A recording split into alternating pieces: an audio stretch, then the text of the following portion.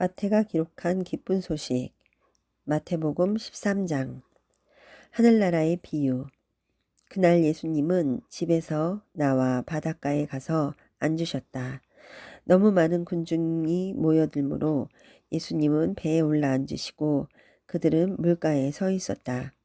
그때 예수님은 여러 가지 비유를 들어 그들에게 많은 것을 말씀하셨다.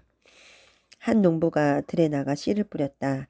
그런데 어떤 씨는 길가에 떨어져서 새들이 와서 먹어버렸고 어떤 씨는 흙이 많지 않은 돌밭에 떨어져 흙이 깊지 않으므로 곧 싹이 나왔으나 해가 돋자 뿌리를 박지 못한 싹은 타서 말라버렸다.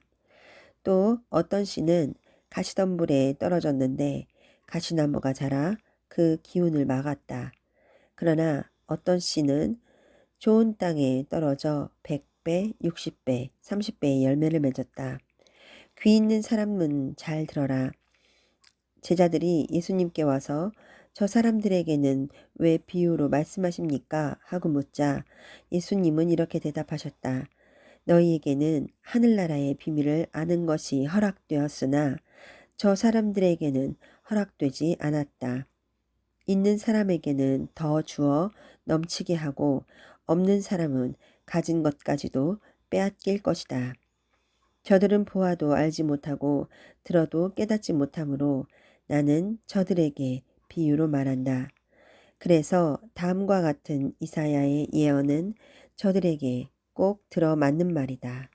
너희는 계속 들어도 깨닫지 못하고 계속 보아도 알지 못한다. 이 백성은 마음이 둔해졌고 귀는 먹었으며 눈까지 멀었다. 그렇지 않으면 그들이 눈으로 보고 귀로 듣고 마음으로 깨달아 돌아와서 나에게 고침을 받을지도 모른다. 그러나 너희는 눈으로 보고 귀로 들을 수 있으니 행복하다. 내가 분명히 말한다. 많은 예언자들과 의로운 사람들이 너희가 보는 것을 보고 싶어 했으나 보지 못하고 너희가 듣는 것을 듣고 싶어 했으나 듣지 못하였다. 너희는 씨 뿌리는 사람에 대한 비유의 뜻을 들어보아라. 누구든지 하늘나라의 말씀을 듣고도 깨닫지 못하면 사탄이 와서 그 마음에 뿌려진 것을 빼앗아 가버린다. 이런 사람은 길가에 떨어진 씨와 같은 사람이다.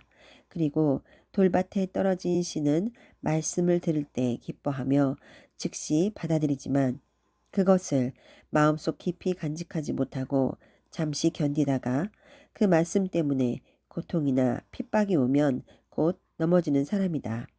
또 가시덤불 속에 떨어진 씨는 말씀은 듣지만 이 세상 걱정과 재물에 대한 유혹 때문에 말씀대로 생활하지 못하는 사람을 말한다. 그러나 좋은 땅에 뿌려진 씨는 말씀을 듣고 깨닫는 사람을 가리킨다. 그런 사람은 100배, 60배 또는 30배의 열매를 맺는다. 예수님은 또 다른 비유를 들어 그들에게 말씀하셨다. 하늘나라는 자기 밭에 좋은 씨앗을 뿌린 사람에 비할 수 있다. 사람들이 다 잠들었을 때 원수가 와서 밀밭에 독보리를 덧뿌리고 갔다. 밀이 싹 터서 자랄 때 독보리도 함께 자라는 것을 보고 종들이 주인에게 와서 주인님, 밭에 좋은 씨앗을 뿌리지 않았습니까? 그런데 독보리가 어디서 생겨났습니까? 하고 물었다. 그러자 주인은 원수가 이런 짓을 했구나 하고 대답하였다. 종들이 그러면 우리가 가서 독보리를 뽑아버릴까요? 하고 다시 묻자 주인은 이렇게 말하였다. 아니다. 독보리를 뽑다가 밀까지 뽑을까 걱정된다. 추수 때까지 둘 다 함께 자라도록 그냥 두어라. 추수 때에 내가 추수꾼들에게 먼저 독보리를 뽑아 단으로 묶어서 불태워 버리고 밀은 내 곳간에 모아들이게 하겠다. 예수님은 또 다른 비유로 그들에게 말씀하셨다. 하늘나라는 어떤 사람이 자기 밭에 갖다 심은 겨자씨 한 알과 같다. 그것은 씨앗 중에 가장 작은 것이지만 모든 채소보다 더 크게 자라나 나무처럼 되어 새들이 날아와 그 가지에 깃들인다. 예수님은 또 다른 비유를 말씀하셨다. 하늘나라는 어떤 여자가 한 포대의 밀가루에 섞어 전부 부풀게 한 누룩과 같다.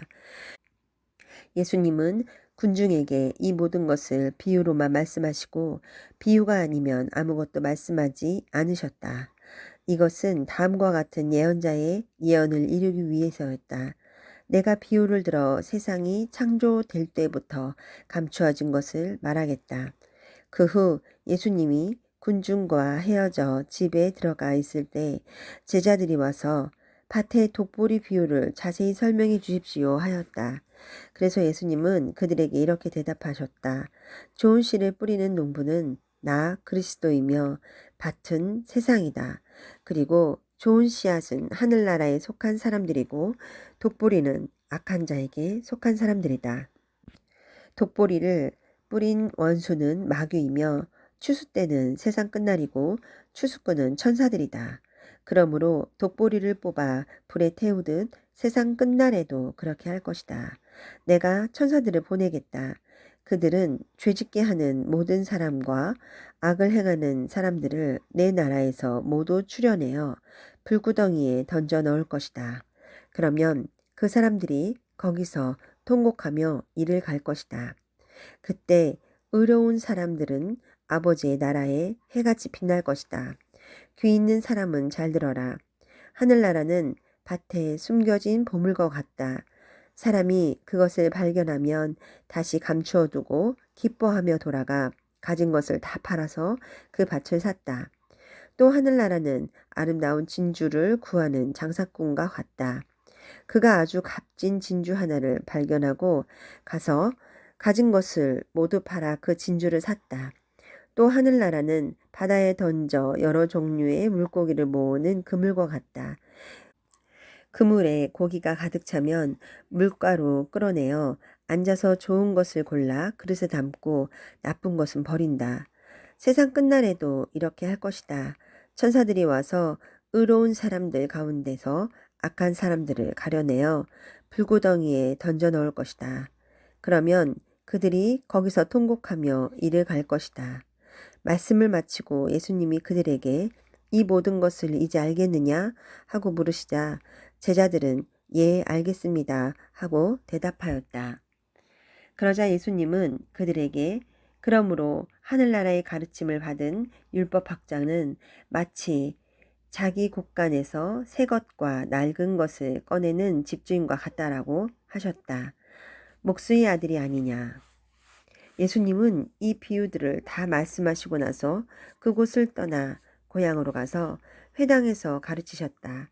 사람들이 듣고 놀라 이 사람의 이런 지혜와 기적을 행하는 능력이 어디서 났느냐. 이 사람은 목수의 아들이 아니냐.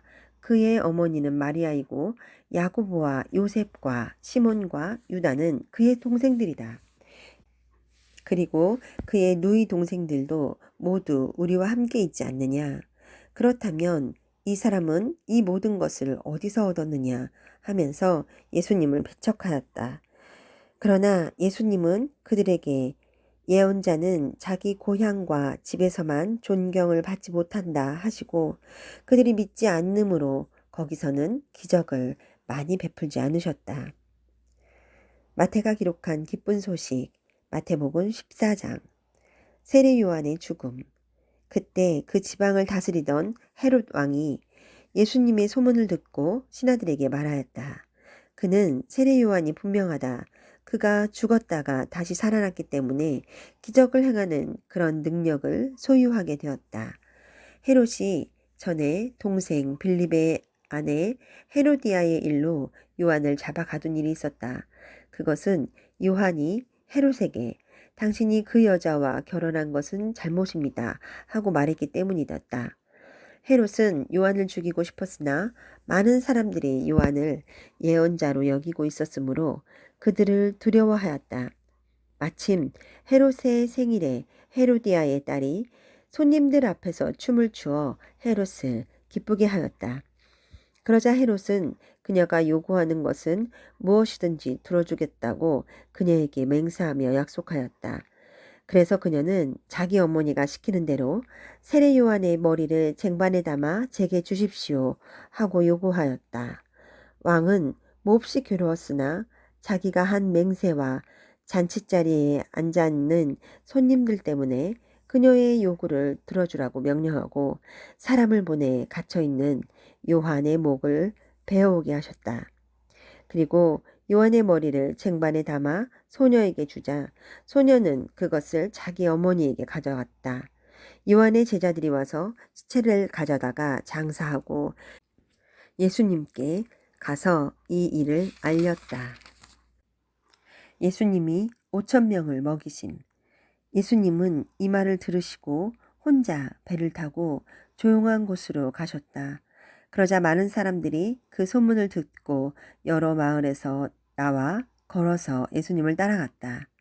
배에서 내린 예수님은 많은 군중을 보시고 불쌍히 여겨 병자들을 고쳐주셨다. 저녁 때가 되자 제자들이 예수님께 와서 말하였다. 이곳은 벌판인데다가 날도 이미 저물었습니다. 사람들을 마을로 보내 각자 음식을 사 먹게 하십시오. 갈 것 없다. 너희가 저들에게 먹을 것을 주어라. 우리가 지금 가진 것이라고는 빵 5개와 물고기 2마리 뿐입니다. 그것을 이리 가져오너라. 그리고서 예수님은 군중들을 풀밭에 앉히시고 빵 5개와 물고기 2마리를 받아들고 하늘을 우러러 감사기도를 드리신 다음 떼어서 제자들에게 주셨다. 그래서 제자들은 그것을 군중들에게 나누어 주었다. 그들은 모두 실컷 먹고 남은 조각을 12강줄이나 거두었으며 먹은 사람은 여자와 아이들 외에 남자만 약 5천 명이었다. 예수님은 군중들을 돌려보내시는 동안 제자들이 서둘러 배를 타고 자기보다 먼저 건너편으로 가게 하셨다. 군중을 다 보내신 후에 예수님은 기도하시려고 혼자 산에 올라가셔서 날이 저물었는데도 그곳에 홀로 계셨다. 그러나 배는 이미 육지를 떠나 상당히 멀리까지 갔는데 바람이 휘몰아치므로 파도에 시달리고 있었다. 새벽 4시쯤 되어 예수님이 바다 위로 걸어서 제자들에게 오셨다. 제자들은 예수님이 바다 위로 걸어오시는 것을 보고 무서워하며 유령이다 하고 소리쳤다. 그러자 예수님은 즉시 나다 무서워하지 말고 안심하여라 하고 말씀하셨다. 그때 베드로가 예수님께 주님이시거든 저를 물 위로 걸어오라고 하십시오 하였다. 예수님이 오너라 하시자 베드로가 배에서 내려 물 위로 걸어서 예수님을 향해 갔다. 그러나 그가 파도를 보고 무서워하다가 물에 빠져들어가자 주님 살려주십시오 하고 소리쳤다. 예수님이 즉시 손을 내밀어 그를 붙잡으시며 믿음이 적은 사람아 왜 의심하느냐 하시고 배에 함께 오르시자 바람이 멎었다. 그때 배에 있던 제자들이 예수님께 절하며 예수님은 참으로 하나님의 아들이십니다 하였다. 그들은 바다를 건너 게네사렛 지방에 이르렀다. 그러자 그곳 사람들이 예수님을 알아보고 주변 지역에 다 연락하여 모든 병자들을 예수님께 데려왔다. 사람들은 예수님의 옷자락이라도 만지게 해달라고 간청하였으며 옷자락을 만진 사람은 모두 나았다.